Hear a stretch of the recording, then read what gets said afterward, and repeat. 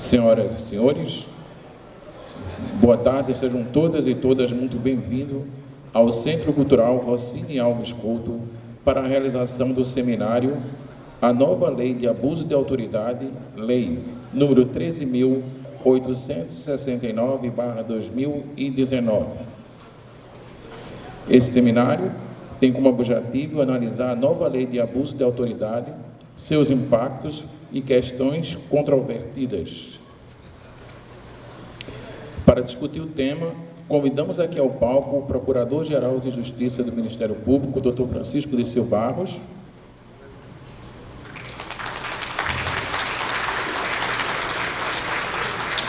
e o Promotor de Justiça do Estado de São Paulo e professor de Direito Penal da Escola Superior do Ministério Público de São Paulo, Rogério Sanches Cunha. Dando início aos trabalhos, passo a palavra ao Procurador-Geral de Justiça, Francisco Dirceu Barros, que irá proferir a primeira palestra deste encontro, abordando o tema Abuso de Autoridade e Criminalização da Política. Boa tarde a todas e a todos. Eu quero cumprimentar meu querido amigo Rogério, em nome do qual eu já saúdo e cumprimento todos os amigos, seus colegas aqui presentes. Nós temos autoridades aqui, policiais civis, delegados federais, juízes, promotores. É uma imensa honra recebê-los aqui na nossa casa. O Dr. Rogério Sanches, um dos maiores doutrinadores da atualidade. Eu acho que a turma nova aqui que entrou, quase todos foram alunos do Dr. Rogério. E é uma alegria, Rogério. Eu tive uma satisfação, gente, de ser um dos coordenadores, eu, Rogério, Cabral e Renê, do primeiro livro de acordo de não persecução penal do Brasil. E eu vou te falar uma coisa, Rogério, nós entramos na história, viu? Nós tivemos aqui, esse ano ainda, um congresso internacional de direito consensual e trouxemos aqui uma americana, uma italiana e uma espanhola, para falar como é que funciona a justiça no primeiro mundo, né? E eu estava naquela sala ali, no meio de uma torre de Babel, um intérprete no meio, e daqui a pouco cruzou as linguagens, o inglês com o espanhol e o italiano, mas é porque eles estavam me abordando, porque eu tinha falado aqui antes da resistência que o Brasil tem de se colocar o acordo de não persecução penal. E a americana falou que ela tem mais de 10 acordos. O plea bargain é feito até em homicídio, em estupro e tráfico de drogas, e aqui a gente está com um projeto simples, com tanta polêmica. Só que interessante que no meio daquilo ali eu tentei explicar a resistência dos juízes, dos advogados e até dos promotores em entender o novo, mas o que eu concluo que a maior parte das pessoas que são contra é porque elas não se deram o luxo de tentar pelo menos conhecer o novo. E começaram a conversar entre eles e eu perguntei ao intérprete, o que é que eles estão falando? Aí, você quer que eu diga? Aí eu disse, quero. Assim, em grosso modo, é como se eles estivessem achando que visitaram uma tribo de primatas. Porque é inadmissível entender a resistência que se tem ao novo aqui no Brasil, enquanto a gente tem uma legislação de 1940, dois velhos, né, um casal, um processo penal de 41, outro de 1940, praticamente esquizofrênicos e que estão tremendo com o mal de Parkinson da criminalidade. Então nós inauguramos, foi para a terceira edição agora, está sendo a terceira edição, né? E eu tenho certeza absoluta que logo, logo será uma realidade patente em todo o Brasil. Hoje nós vamos falar sobre essa odiosa lei aí, que eu estou denominando abuso da criminalidade. Eu não vou falar da lei específica, vou falar muito pouco, no máximo 30 minutos, e aí nós vamos ter que fazer um outro tipo de abuso, viu, Rogério? Abusar os seus conhecimentos. Eu já mandei fechar a porta da frente, você só sai daqui depois de 4 horas. Eu passar aí, Rogério vai ficar com um debate mais técnico, né? Comentários à lei de abuso de autoridade. O compromisso dele, gente, só é 20 horas, até 19 horas a gente vai aqui, vamos fazer o abuso, fazer um belo debate e vamos nos preparar para essa realidade. Eu vou falar, não vou falar da lei, mas eu quero falar de uma coisa que está me intrigando muito. Todo mês eu estou indo pelo menos 3 vezes no Congresso Nacional.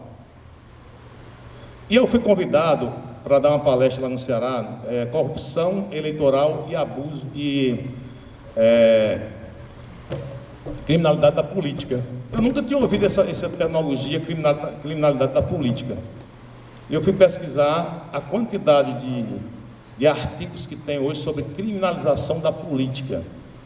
E fui perceber que os diálogos que nós estamos tendo aí no Congresso esses últimos 2 anos, 2 meses, sempre há essa abordagem com esse tema. O Ministério Público, o Poder Judiciário e a Polícia Federal criminalizaram a política. É como se vocês pegam uma moda. Nós criminalizamos a política. E uma outra frase bem corriqueira é essa aqui: a lei de abuso de autoridade protege as autoridades. Eu não pensei que eu estava ouvindo isso. E hoje eu vi que essa frase está bem patente. E está entrando no consciente popular essa frase perigosa: nós criminalizamos a política. E agora essa lei, ela veio para proteger as próprias autoridades. E Rogério vai falar depois o conteúdo legal dessa lei. E dá para identificar praticamente uma síndrome chamada síndrome da alienação do Goebbels, que é aquele ministro da propaganda do Hitler. Ele dizia: de tanto se repetir uma mentira, ela acaba se transformando em verdade. Eu conversava com o Rogério ali, que eu fiquei surpreso em ver um artigo do Guilherme Nucci, hoje, lá no blog Gente, que ele dizia justamente isso: a lei de abuso de autoridade blinda ainda mais o agente público. Ele entrou no inconsciente popular. E tanto se repetir uma mentira, está se tornando uma realidade. 2 realidades. Uma, que nós tornamos a política algo criminoso. E a segunda, que essa própria lei é para proteger as autoridades. Essa análise vai ser vista e falada por Rogério, mas se você olhar a quantidade de tipo penal aberto: manifesta desconformidade, dentro de prazo razoável, ninguém sabe que prazo é esse, manifestamente ilegal, manifestamente cabível, manifestamente descabida, manifestamente ilícita e abertura de investigação, persecução civil criminal sem justa causa, que é o artigo 30. Ou seja, tipos penais abertos, violação clara do princípio da tipicidade, que exige que o tipo penal ele seja claro, escrito, claro e determinado. Agora, se é verdade que nós criminalizamos a política, o Ministério Público Judiciário e a polícia, se nós criminalizamos a política, eu comecei a refletir qual tipo de política foi criminalizada, qual foi a concepção. A concepção de política de Aristóteles: o homem é naturalmente um animal político. Essa concepção eu acho que não foi criminalizada, porque política é a essência do próprio ser humano. Ou a concepção de Maquiavel, lá do Príncipe, que falava: política é a arte de conquistar, manter e exercer o poder. E aí eu comecei a pensar e refletir que nós realmente criminalizamos a política. Ministério Público, o Poder Judiciário e as polícias criminalizaram a política nessa concepção de Maquiavel. Se política é a arte de conquistar, manter ou exercer o poder, algumas manchetes do mês passado, essa aqui, mês passado, Semana passada, prefeito cassado vence eleição suplementar e volta ao cargo em Tianguá, no Ceará. E você vai ver a reportagem. Em um ano, já houve 5 eleições nessa cidade. 5 eleições consecutivas nessa cidade. Com a aval do STF, réu por corrupção reassume prefeitura com tornozeleira. Então, se é possível um réu reassumir uma prefeitura com tornozeleira depois de desviar 90 milhões, se é possível um ano uma cidade ter 5 eleições, ao que parece, nós criminalizamos a forma de conquistar, manter e exercer o poder. Essa forma de política, na concepção de Maquiavel, ela precisa sim ser criminalizada. Há algo errado na forma de conquistar, na forma de manter e de exercer o próprio poder aqui no Brasil. E o grande parâmetro que nós devemos refletir, que é algo que não é colocado nas escolas de direito, a escola de direito como um todo hoje, ela não estuda nem direito eleitoral, não sabe a mínima concepção do que seja processo democrático eleitoral, e também não estuda a própria história do direito. Eu, particularmente, entendo que a história é cíclica. Eu não vou falar da atualidade, mas se você fizer um pequeno resgate histórico, aí nós vamos perceber por que nós temos que falar de uma lei de abuso de autoridade e a que ela veio e quem ela quer servir ou a quem ela quer inibir. Eu estou falando de lições históricas e de uma luta histórica. E concentre-se que eu não vou falar em nada da atualidade. Mero fato, só são coincidências. Eu estou falando dessa operação aí, Mãos Limpas, que ela se iniciou num pequeno caso de corrupção e que ela se expandiu numa sequência que atingiu um banco ambrosiano em 1982, e aí começou a atingir a máfia, depois entrou no Banco do Vaticano, depois evoluiu para investigação de políticos e depois entrou no Império das Comunicações. Resultado da Operação Mãos Limpas no Max Processo italiano foi 2.993 mandatos de prisão, 6.059 pessoas estavam sob investigação, 872 empresários investigados, 1.978 administradores locais, 438 parlamentares presos, dos quais 4 haviam sido primeiro-ministro, todos os 4 partidos da Itália em 1992, Democracia Cristã, Partido Socialista Italiano, Partido Social Democrata Italiano e Partido Liberal Italiano, foram extintos. Evidentemente, depois apareceram com outra nomenclatura. E o que a história não mostra é que lá na Operação Mãos Limpas da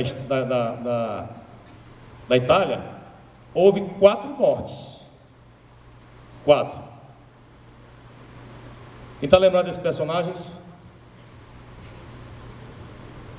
Giovanni Falcone, Paolo Borsellino, 2 grandes membros do Ministério Público italiano, na magistratura em pé. 23 de maio de 1992, aos 52 anos, a máfia explodiu uma ponte na entrada de Palermo, assassinou Giovanni Falcone, sua esposa e 3 seguranças. Isso foi no mês de maio de 92. No mês de julho de 92, outra bomba assassinou Paolo Borsellino com sua esposa, que também era magistrada. 2 assassinatos à bomba. Pior dos assassinatos estavam por vir. Esse rapaz aí é o Totó, né? Ele foi acusado de ter matado Paulo Bolsonaro e Giovanni Falcone. Eu coloquei essa foto desse rapaz aí só para fazer um registro histórico. Ele foi condenado a 6 prisões perpétuas. Se ele se livrar da primeira prisão em perpétua, tem mais 5. 6 prisões perpétuas. Nós temos esse auditório aqui, que é uma singela homenagem ao colega Rossini, que foi assassinado no ano 2005. Dia 10 de maio de 2005, eu decorei porque dia 11 eu estava na comarca dele. O cara já está solto. Está solto. Que assassinou Tiago, condenado a 24 anos, fugiu.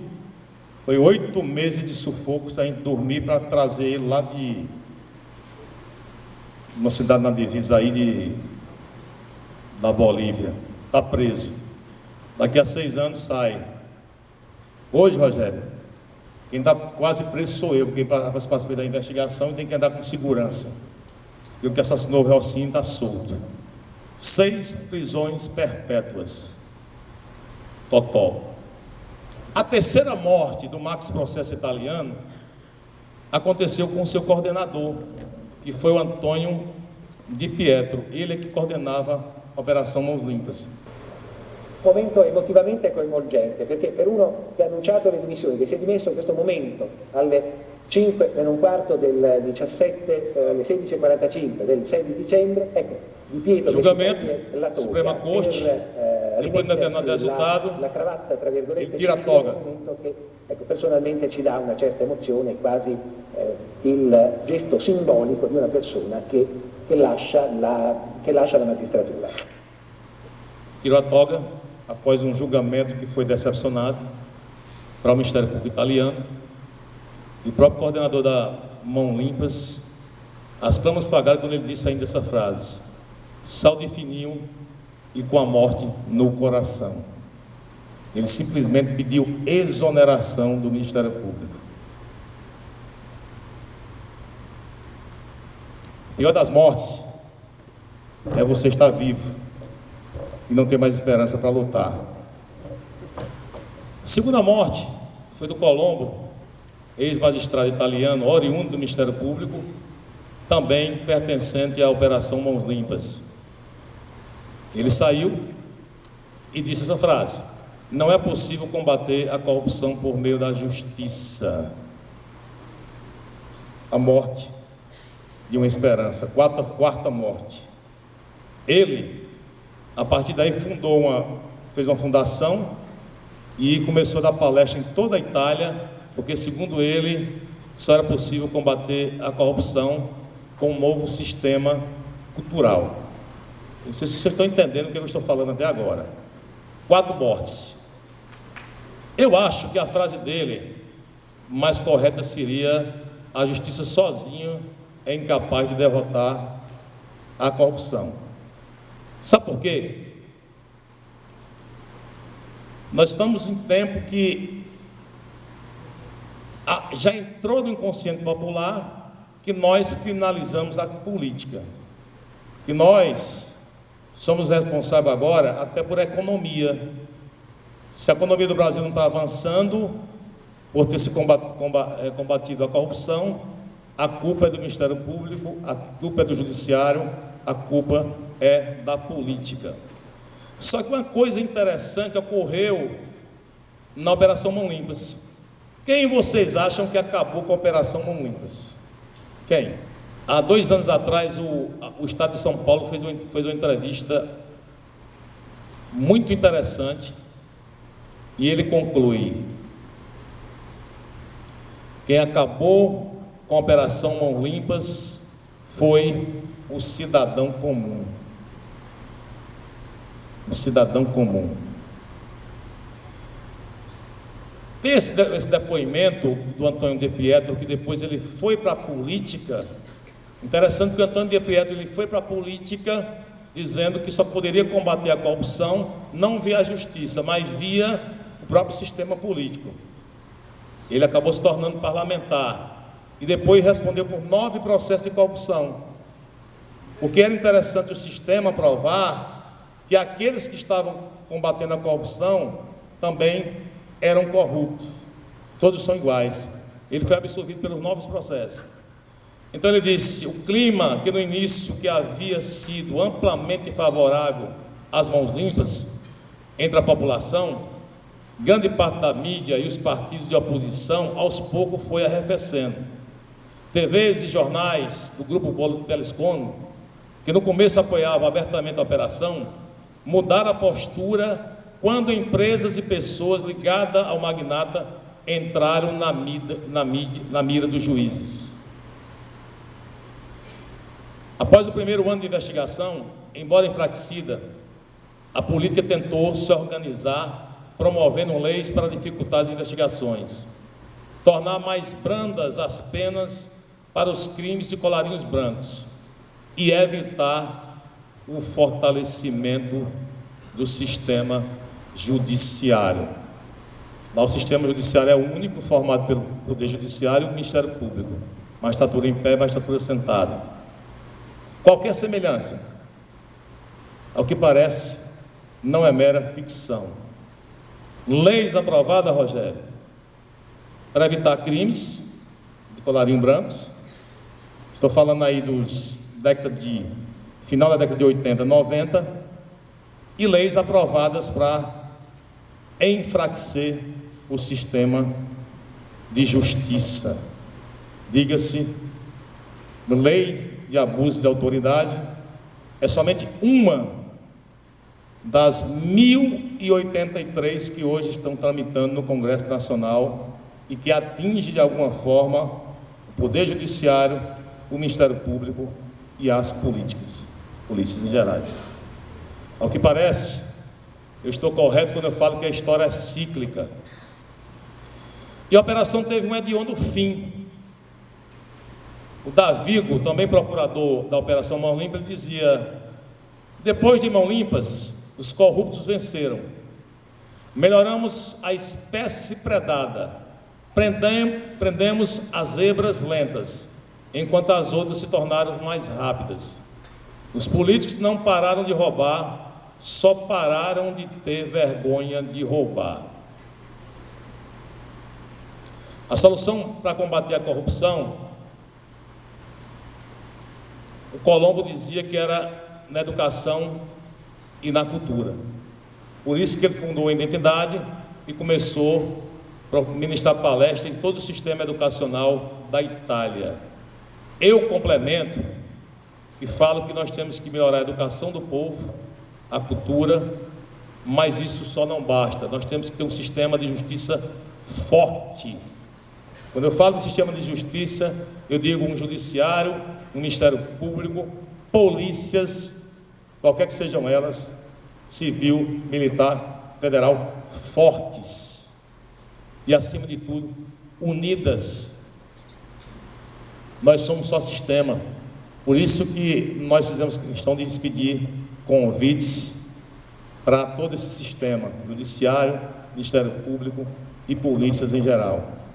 Eu acho que chegou a hora da gente marchar em conjunto. Não tem como sobreviver essa reação do chamado Império Contra-Ataque sem o Judiciário, o Ministério Público e todas as polícias que estão no mesmo barco pararem de brigar entre si e começarem a andarem com uma verdadeira unidade. O Fabrício de André, ele compôs uma música após a Operação Mãos Limpas. Ele dizia: uma vez um juiz julgou quem havia escrito a lei. Primeiro mudaram o juiz, logo em seguida a lei. Aqui, no momento, não se pode mudar o juiz, não se pode mudar o membro do Ministério Público. E a solução será mudar as leis. Leis que eu tenho vergonha de dizer como Procurador-Geral de Justiça. Mas eu disse no Congresso, na audiência pública sobre segurança pública, onde nós fomos quarta-feira, demonstrar um projeto de segurança do Ministério Público chamado Cidade Pacífica, colocando o cidadão como agente transformador da sociedade e colaborando com a segurança da sua cidade. E eu disse bem claro, os municípios podem contribuir? Podem. A União pode. Nenhum sistema vertical, vindo de cima para baixo, resolve a criminalidade. Agora, a União ajudava muito se, em pleno Dia das Mães, Rogério, não permitisse que assassinas e assassinos fossem liberados.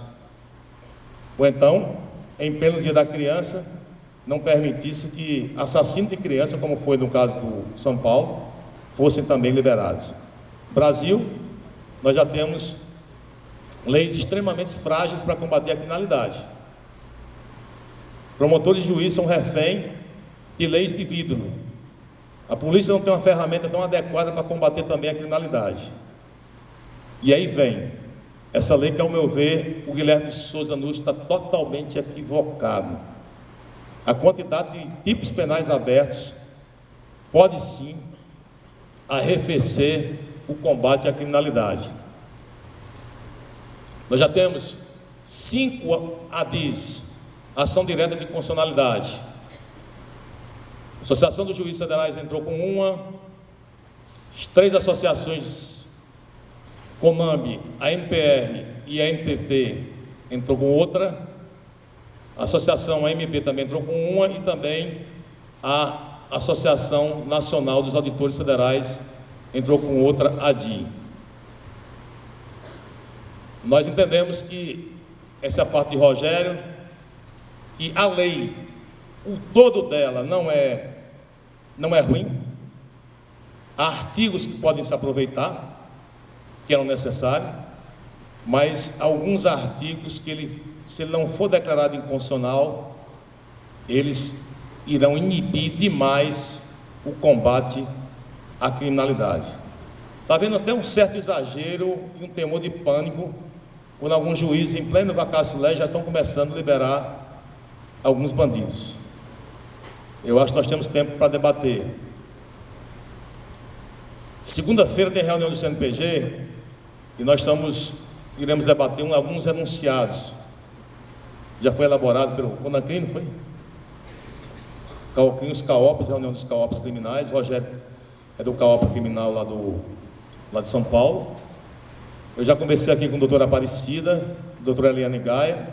Essa semana nós estamos também, independentemente do CNPG, nós queremos sim que haja uma unidade entre todos os procuradores gerais do Brasil, para dar um balizamento como pode ser a atuação dos promotores, tanto na área civil como na área criminal.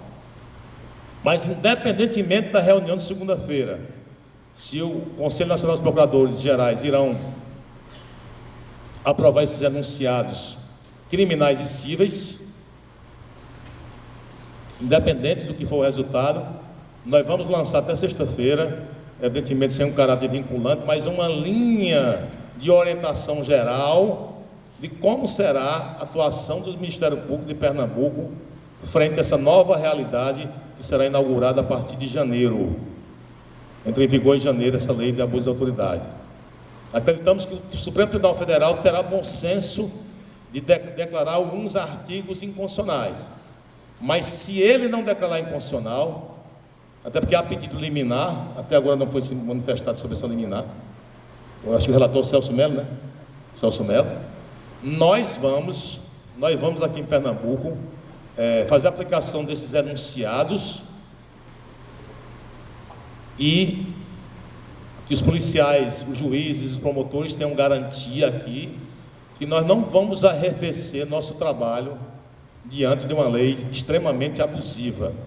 Nós vamos orientar os promotores para, no controle difuso, arguir a inconstitucionalidade de alguns dispositivos dessa lei, independente do STF, e vamos lançar, sim, alguns enunciados para dar segurança.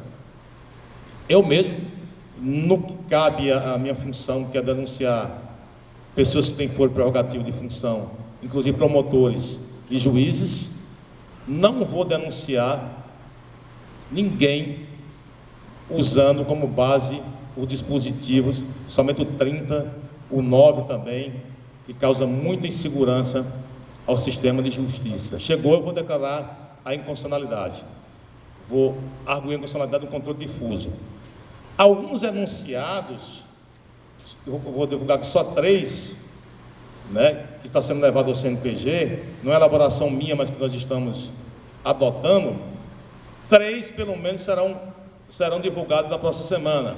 O crime do artigo 30 da Lei de Abuso de Autoridade deve ser declarado incidentalmente inconstitucional, não apenas em razão da elementar justa causa sem expressão vaga e indeterminada, como também porque gera um retrocesso da tutela dos bens jurídicos envolvidos, já protegido pelo artigo 339 do CPP, punido inclusive com pena em dobro. É aquele artigo que fala que é crime o promotor ou delegado iniciar uma persecução penal civil sem justa causa. Ora, justa causa são os elementos probatórios mínimos. Você inicia uma investigação para conseguir os elementos probatórios mínimos. Eu disse lá ontem, no Congresso de Vereadores, e estavam vários advogados lá, que vai ser bem interessante também esse crime, porque se não houver outra solução, é claro que eu não estava falando desse anunciado, vocês que têm advogados na campanha eleitoral, só o que eu vejo em campanha eleitoral é um político denunciando o outro à promotoria de justiça. Então trate de, ao denunciar, entre aspas, apresentar notícia crime, apresentar logo o promotor esses elementos probatórios mínimos, essa justa causa, porque senão nós vamos orientar os promotores para nem receber. Dá um despacho, apresente a justa causa dos elementos probatórios mínimos. O outro denunciado, crime de abuso de autoridade cometido sem violência ou grave ameaça à pessoa, presente os pressupostos do artigo 18 do artigo 8.1 do CNP, admitirão acordo de não persecução penal, salvo se a celebração não atender ao que seja necessário e suficiente para a reprovação e prevenção do crime. Todos os artigos dessa lei aí, até o que nós achamos que é necessário que exista mesmo, cabe acordo de não persecução penal.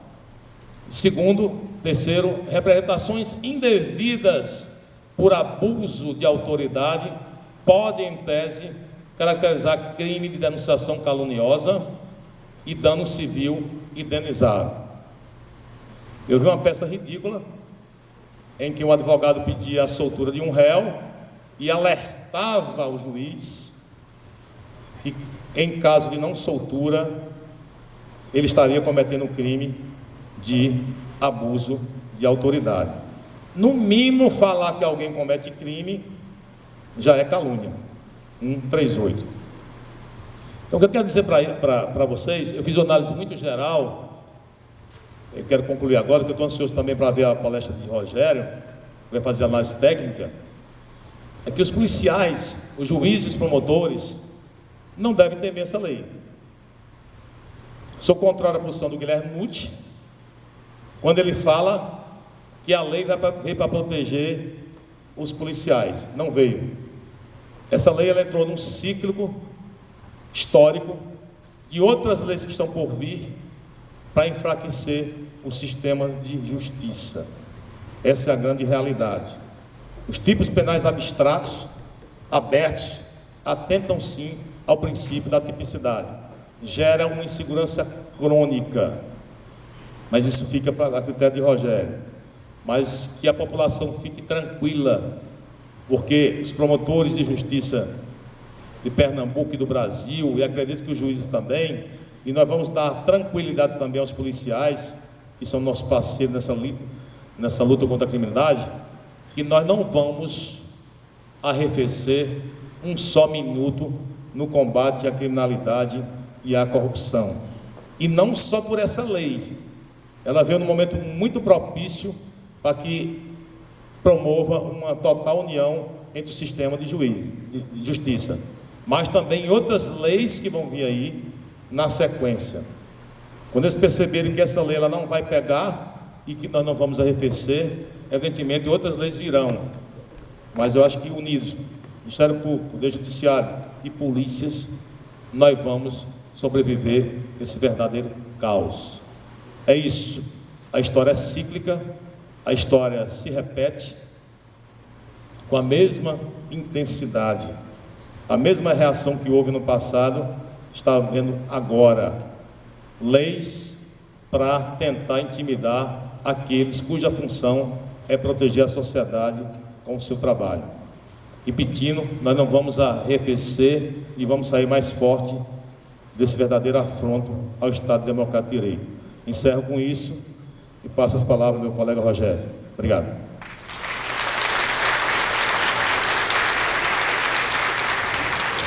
Agradecemos ao Procurador-Geral pela relevante palestra.